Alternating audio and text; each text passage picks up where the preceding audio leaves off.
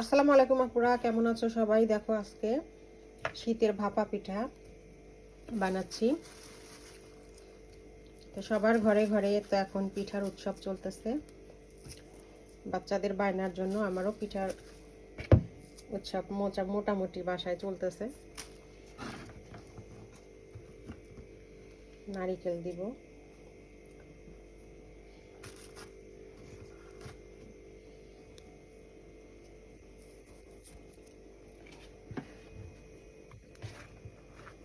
এরপর আবার চালের গুঁড়া দিয়ে ঢেকে দিব।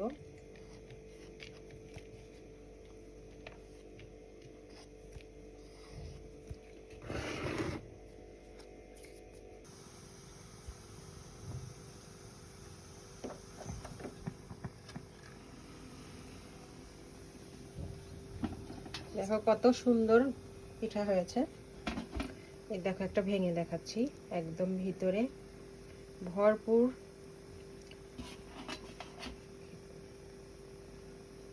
নারিকেল এবং গুড়।